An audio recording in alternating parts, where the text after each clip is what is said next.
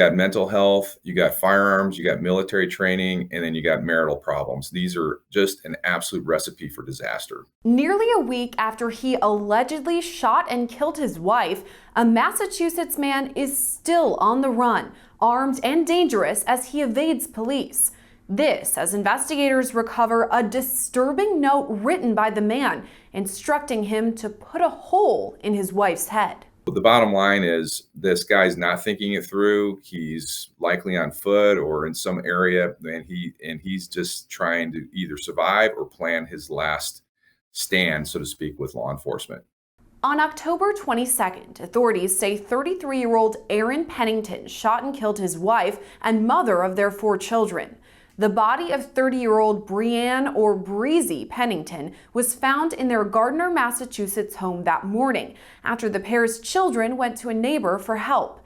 When investigators arrived, Pennington was already gone and is believed to have taken the murder weapon with him. Retired FBI agent Colin Schmidt says the suspect likely took his time planning the event. This plan, so to speak, was probably couple of months in process, and along with the fact that he had significant mental health issues. Tragic situation. I have 4 kids myself. I just can't imagine what those children are going through right now. An arrest warrant for Pennington was issued on Wednesday after investigators recovered a note from his phone, seemingly acting as a to-do list of how to kill his wife. It read in part, quote, "Don't say anything, be quiet. If she wakes up, say you're getting nasal spray. Get on side of bed, very close proximity to head. Put hole in her head." It looks to me like he was kind of ramping himself up. So he wanted to write this out on his phone. Most likely, they didn't physically get the phone; they got it from the iCloud. And because we update our phones all the time, we put it in the cloud, and they got all that data out of there. But that note was basically a note to himself to kind of get him in the mindset to go ahead and go through with this. And then apparently, they were having quite a few marital problems. Schmidt says investigators are likely looking into Pennington's online presence and phone history as they try to predict his next move. Things have changed since I started. Digital breadcrumbs is the first step. It's not the middle or last step. So basically, they're going to have, especially the Mass State Police, because they have a big intel division there. They're going to be immediately looking at his social media, immediately looking at everything that he has created in a digital way, whether it be his phone records, the geolocation, his past geolocation on his phone that's been uploaded to the iCloud, Facebook. They're going to reach out to the Cupertino and to San Francisco, wherever the Facebook and Apple and everything, and they're going to be putting some search warrants and some orders to get everything on this guy. So anything he ever put out into the digital universe is going to be sucked up into the intel package, and there's going to be people looking at it because they know that's where everybody leaves their legacy, so to speak. Officials say Pennington has a history of mental health issues and may have had suicidal ideations in the past. They also say he's an Air Force veteran.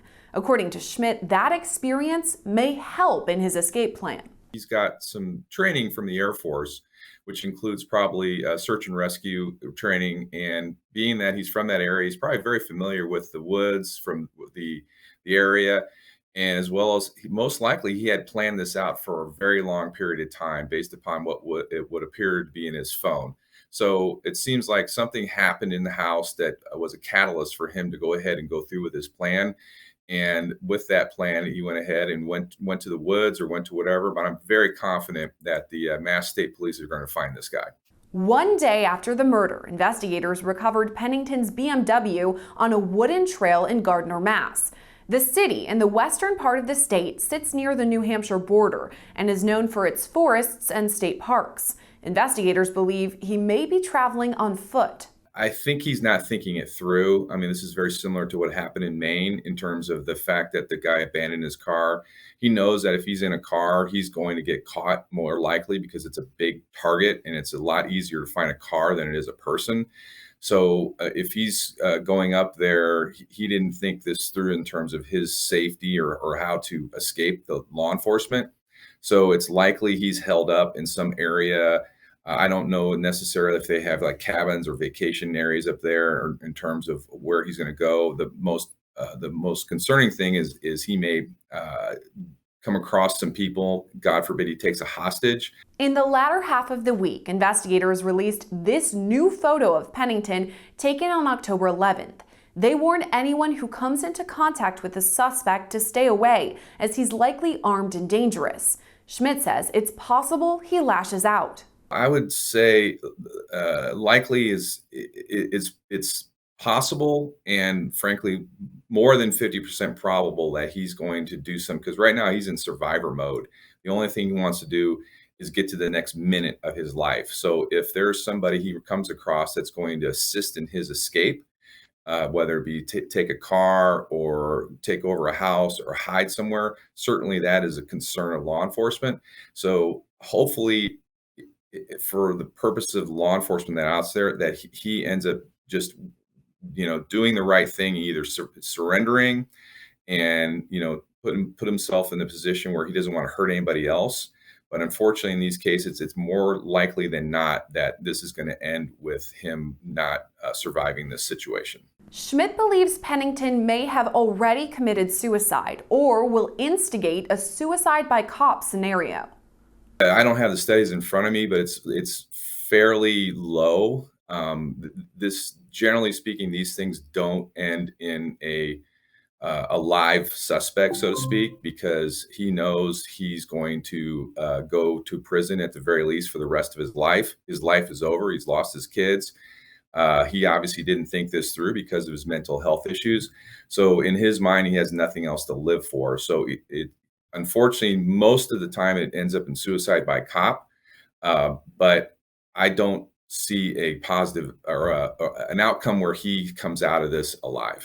Schmidt says first responders will work around the clock to find Pennington as the investigation continues. So generally speaking, if they're going to put together a command post, they're going to take a look at the map, in terms of the Google search, and then they're going to start putting resources down there, and then they're going to be very meticulous about their planning, because like I said, the most important outcome of this is that nobody else gets hurt. So they're going to have the SWAT teams that are very experienced in this to go ahead, and they're going to be the ones at the front line, or the tip of the spear, and then the patrol officers and the other law enforcement will be setting up a perimeter.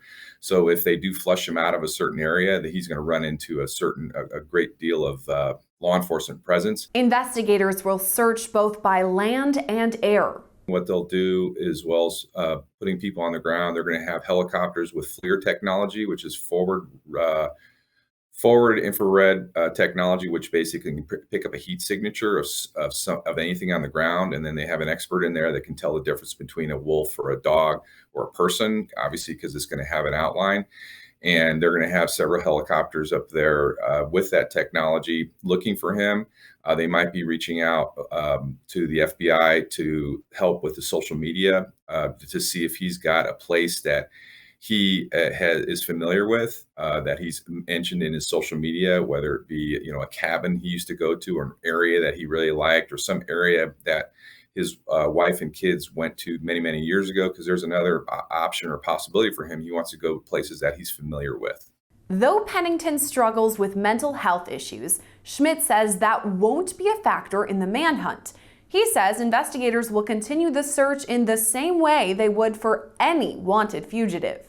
Everybody or anybody that is involved in violent crime, they're going to approach the same way. They're armed and dangerous. They're going to make sure that the officers are doing it in a safe manner. And they're also going to make sure they have plenty of resources there.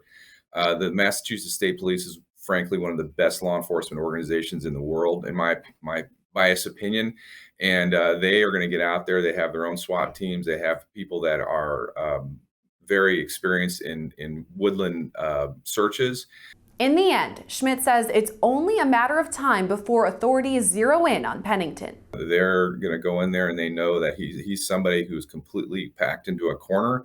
He's going to lash out. And once again, Mass State Police, one of the best in the world. And I am confident they're going to make sure this outcome is positive for them, as well as the people of your state.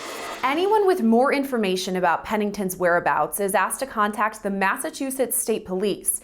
If you do come into contact with him, officials say to keep your distance as he is considered armed and dangerous. Reporting for Law&Crime Network, I'm Gillespie.